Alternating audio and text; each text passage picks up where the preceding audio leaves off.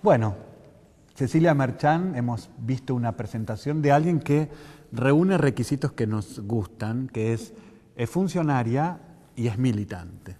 Y nos gustan las personas que recorren y tienen un recorrido histórico en el territorio. Cecilia Merchán, ¿cómo es ser funcionaria y militante? Yo lo diría al revés. Yo soy militante. Bien. Y entonces como militante, donde me encuentre, cual sea el lugar que ocupe, siempre voy a tratar de transformar algo, porque también somos militantes de la transformación, de poder modificar, de ir en contra de las injusticias.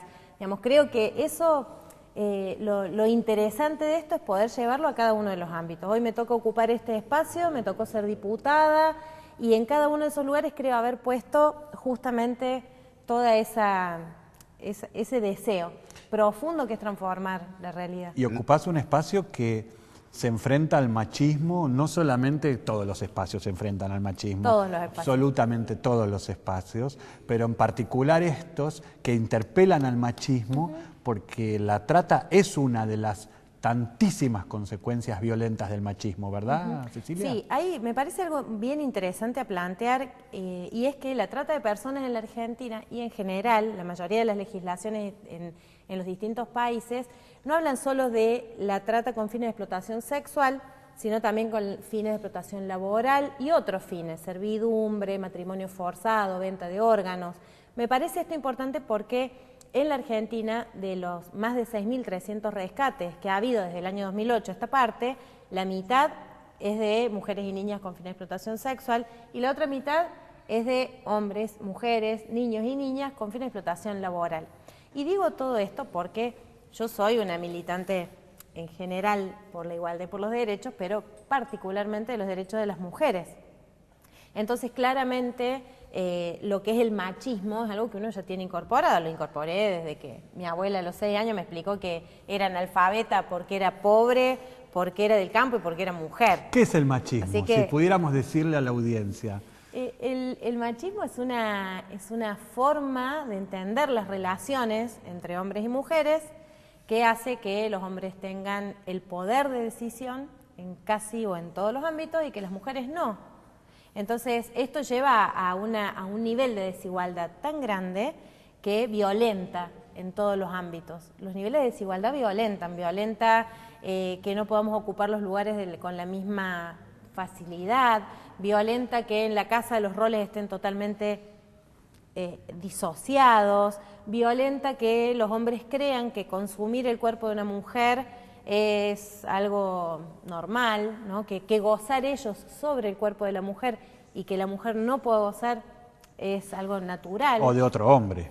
Sí, o de otro hombre, claro. En realidad ahí, y a lo que estás agregando, me gustaría, nosotros tenemos una concepción inclusive más amplia, totalmente, que sale de lo binario en relación al machismo, y en este sentido sí tomar esta cuestión que vos venís planteando, que es el abuso de alguien que detenta más poder sobre alguien que tiene menos poder. El perverso abuso. El perverso abuso de ese poder. Y entonces podríamos agrandarlo casi al extremo de decir, inclusive hay países más poderosos que abusan de otros países, y ahí también está la idiosincrasia propia del machismo. Por eso creo que es importante por ahí que en todas estas cuestiones que contempla la ley, que contemplan, digamos, las miradas también de las leyes en otros países y de las convenciones internacionales respecto a la trata de personas, lo que tiene que ver con no solamente la explotación sexual, sino también con la explotación por trabajo, digamos, la laboral, y gracias por decir laboral, porque me parece que trabajo es otra palabra que no deberíamos usar en este caso. El trabajo dignifica. Exactamente. Lo mismo que la explotación infantil para las cuestiones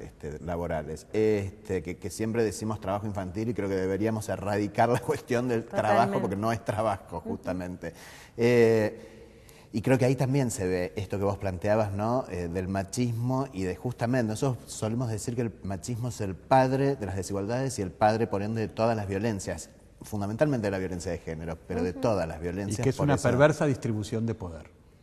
Sí, por supuesto. Además, tiene que ver con un montón de cosas, ¿no? Con muchas cosas el machismo. Principalmente tiene una base económica.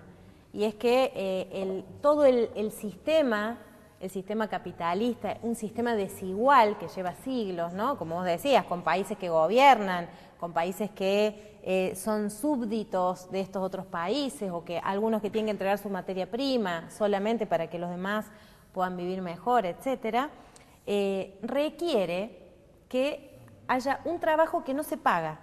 Las brasileras, hay unos estudios que dicen que si se incorporara al Producto Bruto Interno el trabajo llamado doméstico, que sería el trabajo de la reproducción. Cuando alguien va a trabajar, se cuenta la hora desde que empieza a trabajar hasta que termina. No se cuenta que llegó a la casa, que lo esperaron con comida, que le hicieron cariño, que tuvo abrigo, que después a la mañana hubo un peinado para que el niño o la niña vaya a la escuela, etcétera, etcétera. Ese trabajo no se contabiliza y ese trabajo lo hacen en un 95% las mujeres, ¿no? Y me parece que eso es importante. Si eso se incorporara al Producto Bruto Interno, sería un 30% del Producto Bruto Interno. Entonces, partimos de una base de desigualdad que tiene que ver, obviamente, con una situación económica, con una realidad económica. Y para volver al tema de trata, también estamos hablando de más o menos lo mismo, dentro de un sistema desigual, donde obviamente quienes tienen poder y quienes no lo tienen, donde no se distribuye del mismo modo, evidentemente en ese sistema donde ya existe la explotación, existe la violencia, existen una cantidad de situaciones de desigualdad, hay además una situación de esclavitud por debajo, que es de la que no se habla o no se hablaba en la Argentina. Cecilia, recién José María hablaba de las palabras, porque el peso que tienen, cómo construyen realidades y la ausencia de palabras, cómo nos debería llamar la atención. Como bien decías vos, decir trabajo infantil no solo crea una realidad artificial de que eso es trabajo, sino que elude decir explotación. Exacto. Elude. Lo mismo yo particularmente planteo con la cuestión de la prostitución. Exacto. El prostituyente elude asumirse como explotador, Exacto. eludimos como sociedad ver esa situación como una situación de explotación. Y entonces yo te pregunto, porque en tu área de trabajo vos nos contabas cómo tu rol tiene que ver con enlazar, armonizar políticas, trabajar con todos los ministerios, y te encontrás con ese machismo que traemos hombres y mujeres, todos y todas, y que nos cuesta y se dirime la palabra, se discute la palabra, ¿no es cierto? ¿Es así? Sí, claro.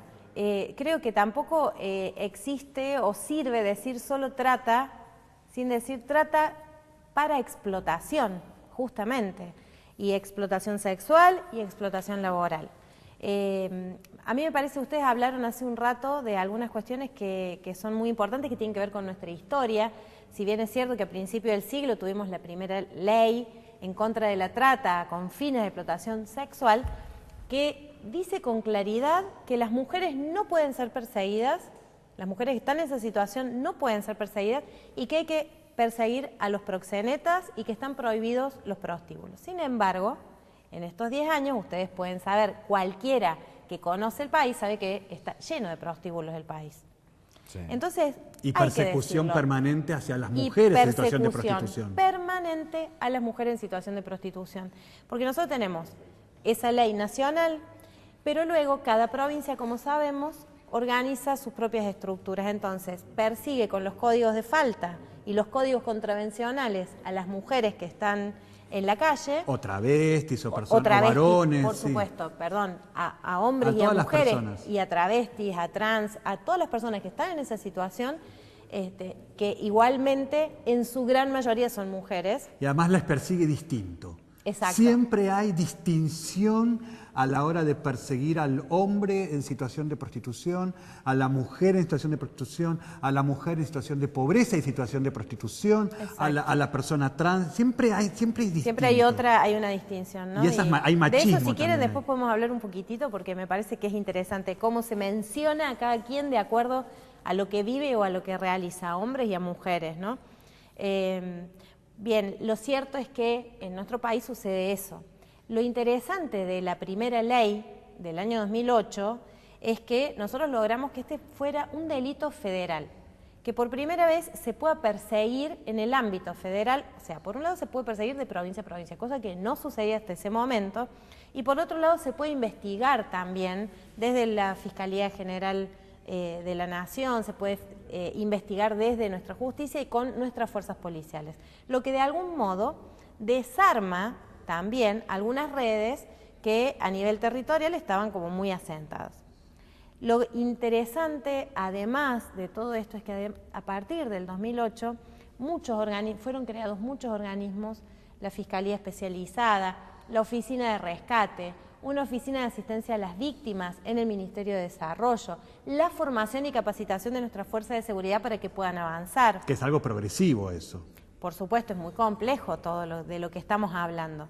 Sin embargo, la Argentina tuvo una acción tan fuerte en ese sentido. Y además, simultáneamente, se daban muchas cosas en la Argentina. Se daba todo esto a nivel del Poder Ejecutivo y en la Cámara de Diputados. A mí me tocaba ser diputada en ese momento. Desde el 2008 hasta el 2011 trabajamos en la elaboración de las modificaciones de esta ley, que eran muy necesarias. Porque hay algo también que pasa en la Argentina que no pasa en otros países. Si bien nosotros adherimos a protocolos internacionales y teníamos que organizar nuestras leyes de acuerdo a esto, en realidad en nuestro país la trata con fines de explotación está tomado fundamentalmente de la perspectiva de los derechos y de la perspectiva de ampliación de derechos. Entonces, tuvo la misma lógica de construcción, a veces transversal, una lógica de construcción en la sociedad, desde organizaciones y desde el Poder Ejecutivo, muy similar. Alianzas, interbloques en el Congreso. Exactamente, compartir con distintos espacios del Poder Ejecutivo, de la Fiscalía. Discutimos durante esos años un montón de cosas y la sociedad discute estos temas. En el medio en que discutíamos esto logramos la ley de matrimonio igualitario, logramos la ley de identidad de género, que es fundamental para el tema de trata, digamos, justamente por las personas trans que son lanzadas a la prostitución. La ley en contra de la violencia hacia las mujeres, una ley del peón rural que por primera vez se puede conquistar después de tantos años de convenios colectivos de todas las áreas menos de esta. La ley que también protege a las trabajadoras de casas particulares, y así podemos seguir mencionando la ley de femicidio, podemos mencionar políticas públicas como la asignación universal. O sea, hay un montón de cosas que hacen a que hagamos menos vulnerables a las personas, a las distintas formas de violencia que tiene este sistema o este mundo con estas opresiones. Cecilia, ahí quiero que nos detengamos un segundo. Primero porque en televisión siempre te piden una pausa en algún momento y uno no quiere cortar. Tenemos que ir a una pausa, pero eso nos va a permitir la entrada para el siguiente bloque. Pausa y enseguida volvemos. Vamos.